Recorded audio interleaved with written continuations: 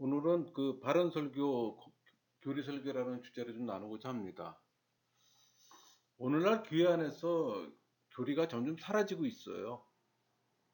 마치 그 중세 교회의 많은 교인들이 자기가 무엇을 믿는지 모르고 그저 교회만 다니면 구원받는 것처럼 오늘날도 많은 교인들이 그저 교회 생활만 하면 구원받을 것이라고 생각하는 경우가 많아요. 그러니까 이 같은 현상은 기독교인으로서 마땅히 믿고 고백해야 할 이 믿음의 내용을 교회가 평소에 뭐 단계적으로 잘 가르치지 않는데 그 원인이 있습니다. 그러니까 많은 교파의 신앙 고백이 불문명에 간판을 안 보면 구분하기가 어려워요. 그러니까 많은 교회가 이처럼 표면상으로는 뭐 교단, 교파의 구분이 없어지고 있어요. 뭐 정통교회도 이단도 구분이 없습니다. 그러니까 교회 예배, 설교, 뭐 교육, 행사 등이 여러 교회들이 점차 색깔이 없어지고 있음을 우리는 보게 됩니다.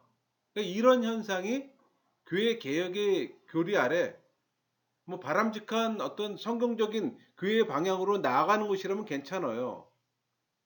각 교단이 성경이 말하는 바를 다 같이 지향해 성경적 가르침으로 통일되어 간다면 뭐 이런 현상은 환영해야죠.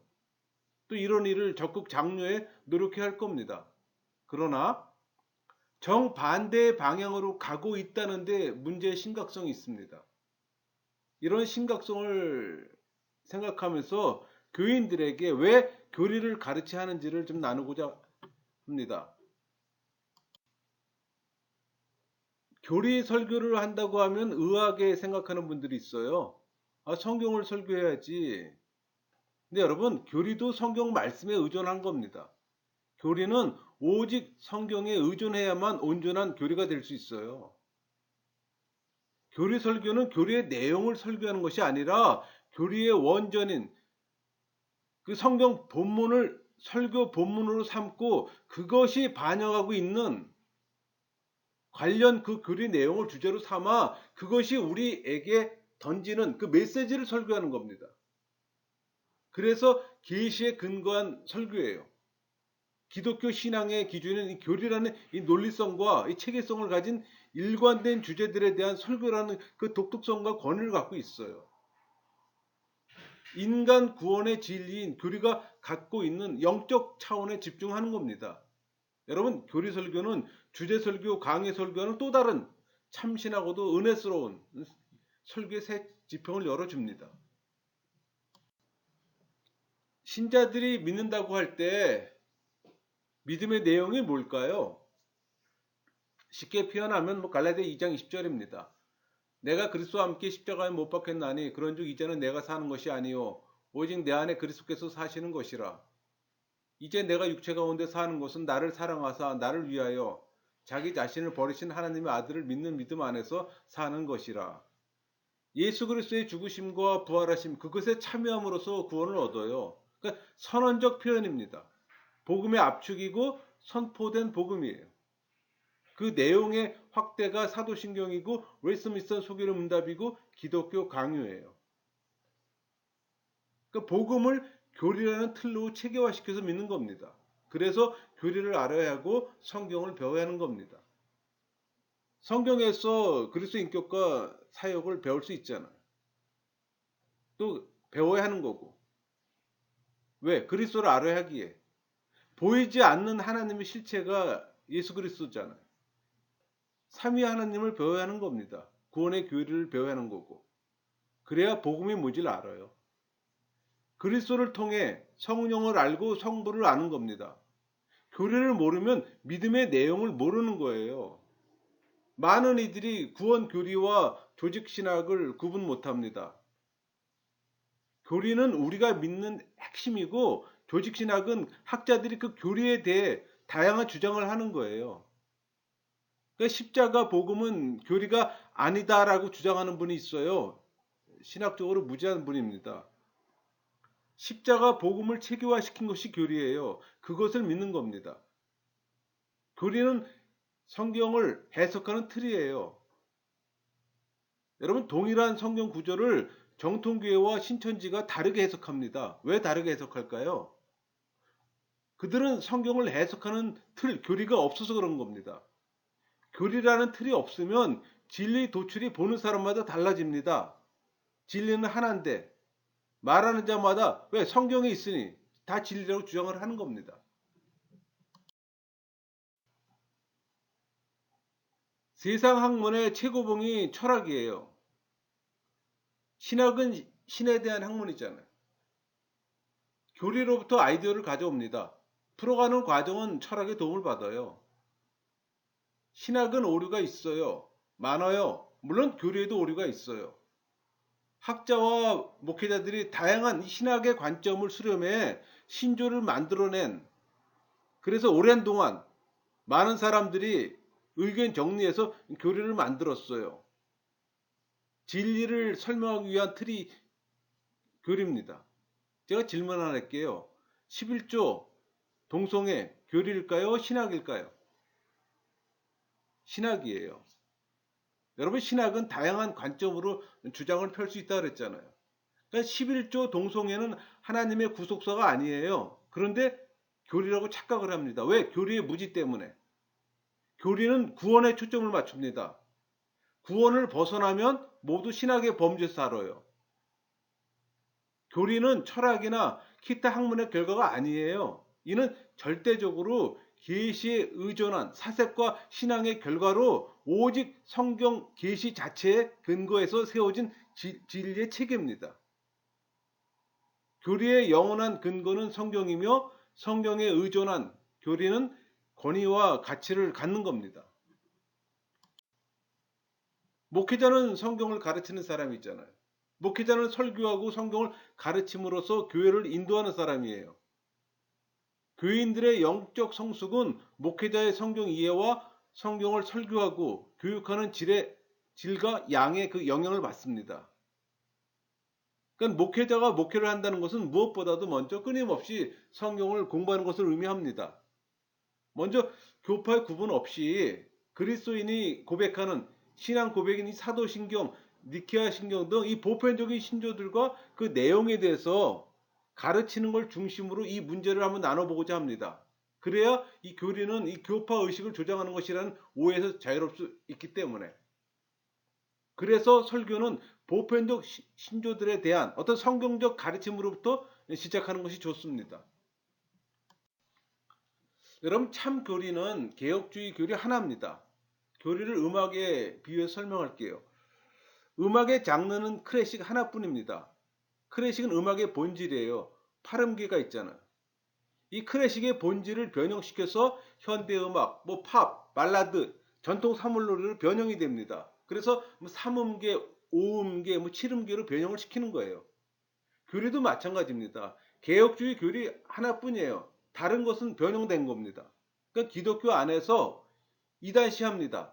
틀은 하나뿐이, 근데 변형이 많을 뿐이에요. 여러분, 진리를 설명하기 위한 틀이 교리입니다. 성경에 기록되어 있다고 다 교리가 아니에요. 교리는 구원에 한정합니다. 이단이 아닌 정통교회라면 지역이 달라도 교회가 믿고 고백하는 내용이 같아야 합니다. 교리에 신경 쓸 필요가 없다고 생각하거나 무지하면 이단의 식비에 빠져요. 여러분 주변에서 같이 교회 생활하다가 이단에 빠진 분들 있잖아요. 그런 분들이에요. 목회자 중에 이단자로 몰리는 사람들 있잖아요. 또 초교파 선교단체가 이단시되는 경향이 있잖아요. 왜 그럴까요? 이유는 복음만을 주장하다 보니 이 복음의 실체를 다르게 해석하는 겁니다. 본질이 모호해지는 거예요. 해석이 각양각색입니다. 교리의 빈약 내지는 교리의 무지함의 결과예요. 리더의 부족이기도 하고 잘못이기도 합니다. 정통 기독교의 이단을 가르는 분기점은 교회들이 고백한 신경입니다. 사도신경, 니케아 신경, 칼게톤 신경 같은 신경을 믿는 교회는 정통 교회이고 믿지 않는 교회는 이단입니다. 단순해요. 교회가 만들어지고 최초의 공적 신앙 고백이 사도신경이잖아요. 초대교회 후에 그 로마 교회 세례 고백문에서 유래한 겁니다. 이 사도신경이라는 신앙 고백은 AD 250년 이후로 교회에서 계속 믿어지고 고백되어 온 거예요. 물론 신앙 고백, 교리는 계속적으로 발전했어요.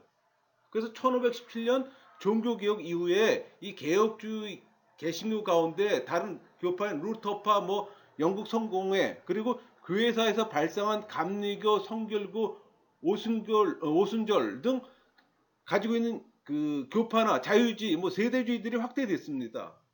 근데 이런 것들과 구별되는 가장 중요한 분기점은 개혁주의가 고백하고 있는 웨스트민스터 신앙 고백과 대소교리 문답, 또 벨기에 신앙 고백과 도토 신조, 하이델베르크 교리 문답 등에 있는 내용들을 믿고 실천하는 겁니다.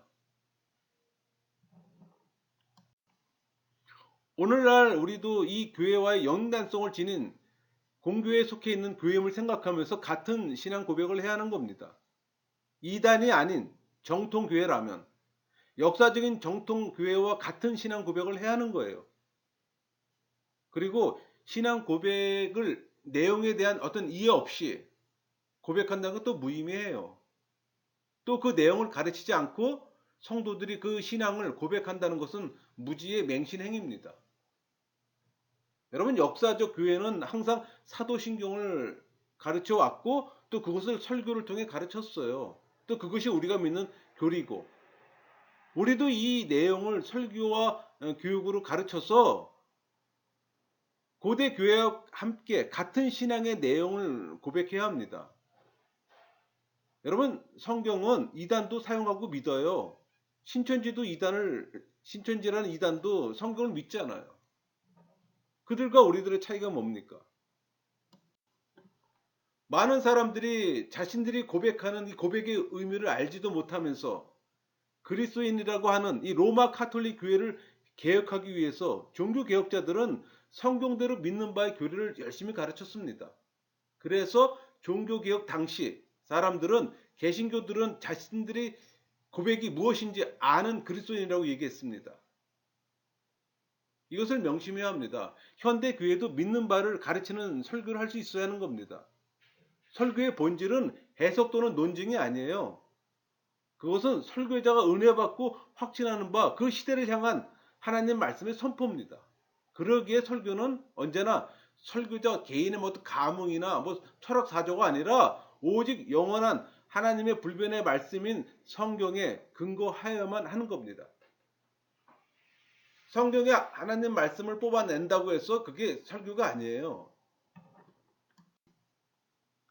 교리 설교는 기본적으로 신앙 고백하는 일이 중요합니다. 교리 설교는 공교와 함께 이 성경적 가르침을 그대로 고백하는 교임을 드러내고 신앙 고백하는 걸 의미해요. 그러니까 사도적 가르침을 가르치지 않고 교리를 알지 못한다면 우리가 어떻게 같은 신앙 고백을 하는 교회라고 할 수가 있겠습니까?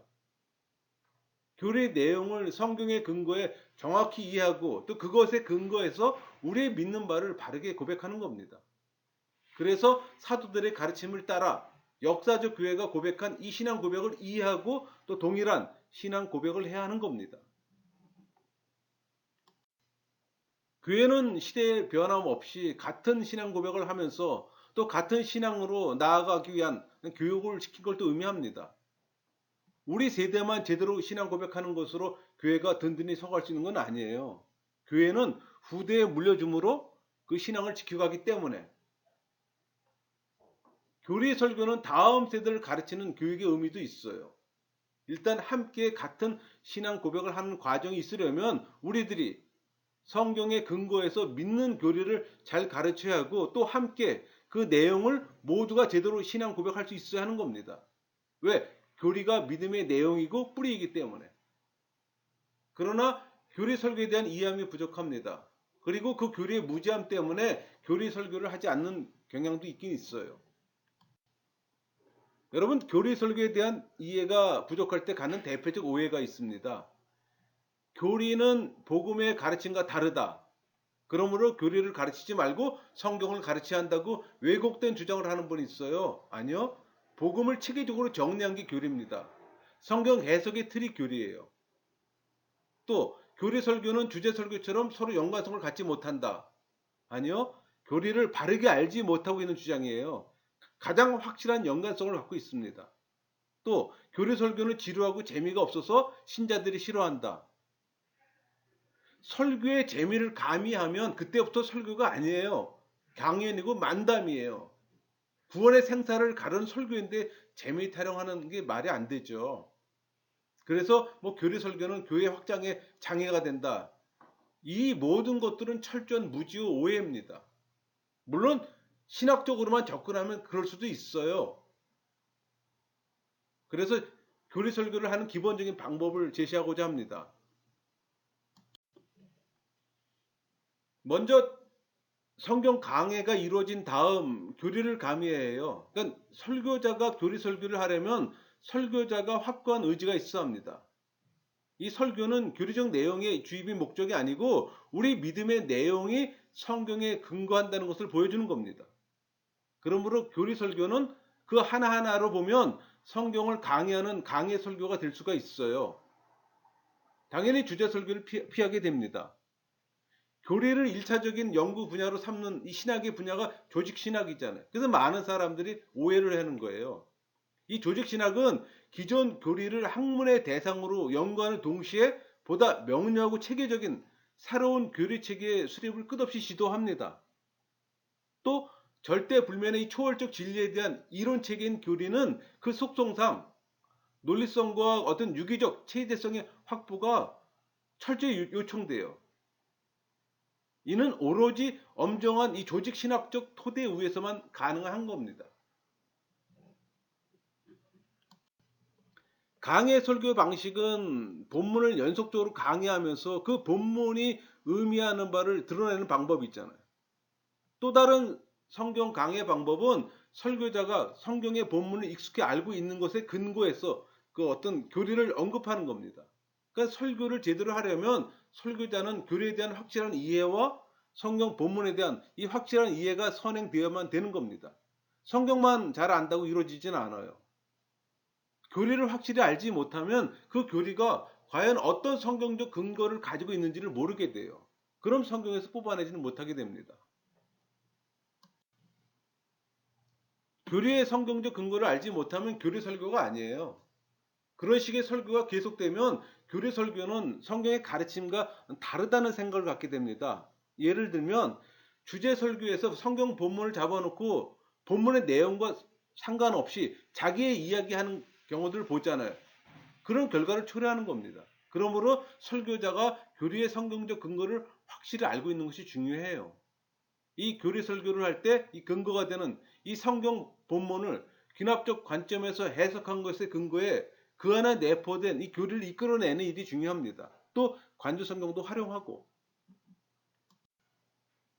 교리 설교하면 성도들이 그 성경 본문을 더 잘 이해할 뿐만 아니라 교리가 그저 교회 신조를 고백하는 것이 아니라 성경의 근거에서 성경적 사상을 가지고 신앙을 고백하는 것임을 잘 이해하게 됩니다. 이 교리 설교 자체만으로 본문을 강의하는 강해 설교가 되고 또 교리적 내용을 도출해내는 이 교리적인 설교가 되는 거예요. 그런 설교가 신앙인의 삶에 어떤 의미를 지니는지를 이끌어내는 실제적인 설교가 되는 겁니다. 여러분 한 편의 설교가 연속 강의로 이어질 때 이 성경에 대한 이 강의에 속해 있을 때나 별반 다름이 없게 되는 겁니다. 일반적인 강의 설교에서도 이 본문에 담긴 교리의 의미를 드러내는 작업도 해야 하고 또 그것이 우리의 구원과 신앙의 삶에 구체적으로 의도하는 바를 분명히 한 일도 해야 하기 때문에 설교자가 교리의 이해함을 갖고 설교할 때 성경 강해가 되며 또 성경적 설교가 되는 겁니다. 그래서 교리 설교, 강해 설교, 관주식 설교가 하나로 어우러지는 거예요. 강조하면 교리 설교는 성경적 설교이고 주제 설교는 성경적이지 않은 설교가 되는 겁니다. 또 역으로 성경적 교리를 바르게 가르치지 않는 설교는 좋은 설교가 아니에요. 좋은 설교는 성경의 교리적 내용을 바르게 이끌어내어 그것이 성도의 믿음을 견고케 하고 그것에 따라 살게 하는 설교입니다. 그래서 연속적 교리 설교의 기획이 필요한 거예요. 또 교리는 구원에 초점을 맞춰야 합니다. 좋은 교리 설교는 한 번에 하는 교리 설교가 될 수 없고 연속적인 설교가 되어야 합니다. 이런 계속적 설교를 기획하고 신학할 때 교리 설교의 진수가 드러나는 겁니다. 예를 들어 뭐 주일 설교는 주어진 성경의 책들을 연속적으로 강의하는 강의 설교를 한다면 다른 시간의 설교는 교리의 내용을 연속적으로 강의하는 또 설교도 할 수 있어요. 여러분, 교리 설교의 가장 쉬운 방식은 뭐 사도신경이나 리스미슨 교리문답 내용을 몇 주에 걸쳐서 설교하는 겁니다. 한 항목 한 항목 고백이 과연 어떤 성경적 근거를 지니고 있는지를 드러내 보면 그것이 완성될 때 뭐 사도신경이나 웨스트민스터 교리문답이 어떤 의미를 지니고 있는지를 신자들이 깊이 이해하게 될 겁니다. 또 다른 예로 참교회는 어떤 교회인가 라는 주제로 일련의 설교를 할 수가 있어요. 그러니까 한 편의 설교가 독립되어 있으면서 모든 설교가 연관되어 성경이 가르치는 교회가 어떤 교회인지를 잘 드러냅니다. 그래서 이 교리 설교는 항상 연속적인 기획을 가지고 이루어지는 설교입니다. 이런 교리 설교를 할 때 다양한 주제를 사용할 수가 있어요. 예를 들어 뭐 구원의 서적을 순차적으로 하는 것도 방법이에요. 매번 같은 주제로 설교를 하면 뭐 단조롭고 뭐 지루하게 느낄 수도 있잖아요. 그래서 어떤 분은 뭐 믿음이라는 주제로 한 30강을 하시는 분도 있어요. 그러니까 교리 설교가 지루하다고 하는 것이 설교 문제가 아니라 설교자가 다양성을 살리지 못해서 생기는 오해입니다. 그러므로 이 다양한 방법을 통해 설교를 하면 교리가 마음에 새겨지는 방식의 설교가 될 겁니다. 설교답게 설교하는 교리 설교를 사실 보기가 어렵습니다. 성경 내용을 잘 알게 하고 또 본문이 함의하는 교리를 끌어내는 설교는 성도들의 영적 건강과 바른 신앙을 갖게 해요. 그러니까 바른 교리 설교는 종교인을 신앙인으로 만드는 데 큰 기여를 하게 됩니다. 또 이단에 빠질 일이 없어요. 로마 개혁 그러니까 로마 카톨릭 교회에서 우리 종교 개혁자들이 그 성경적 교리 설교의 결과로 올바른 그 교회를 세웠잖아요. 그러니까 교리 설교를 듣는 신자들은 교리적 사고로 성경적 삶을 살아가게 됩니다. 그러니까 신앙인의 삶을 산다는 겁니다. 그 교리 설교 한 예로 교리문답 강의를 또 추천합니다. 그러니까 교리 설교를 잘했던 좋은 예로 그 네덜란드 개혁파 교회와 그 전통을 유지하고 있는 개혁파 교회들을 들 수가 있어요. 그러니까 개혁파 교회는 주일 오후나 저녁 시간에 하이델베르크 교리 문답을 매주 지속적으로 강의했습니다.